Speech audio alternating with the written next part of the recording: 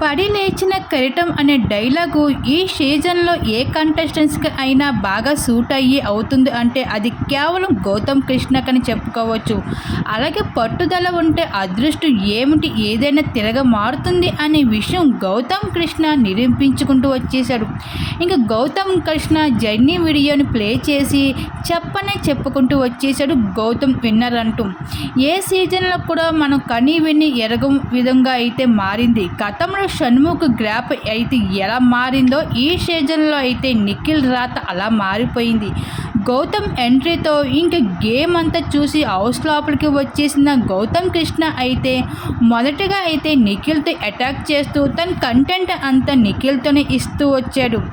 ఇదే విధంగా కొనసాగిస్తూ అభిమానుల్ని మరింత అట్రాక్ట్ చేస్తూ కనిపించేశాడు. అలాగే ఇంకా ఎలిమినేషన్ అయ్యి బయటకు వెళ్ళిపోయిన గౌతమ్ కృష్ణ ఆ రోజు మణికంఠ వల్ల షేవ్ అయ్యి హౌస్ లోపల ఉన్న గౌతమ్ కృష్ణ ఈ రోజు అయితే నిఖిల్తో పాటు ఇంకా సరి సమానంగా అయితే విన్నర్ రేస్లో దూసుకొని పోతున్నాడు. ఇంకా నిఖిల్తో పాటు మరి బిగ్ బాస్ సీజన్ 8లో ఈ విధంగా అయితే పట్టుదల వంటి ఏదైనా సాధించవచ్చు అనే విషయం అయితే నిరూపించుకుంటూ వచ్చేసాడు గౌతమ్ కృష్ణ అని చెప్పుకోవచ్చు. ఇప్పుడు నిఖిల్తో సరి సామాన్గా అయితే విన్నర్ రేస్లో అయితే దూసుకొని వెళ్ళిపోతున్నాడు.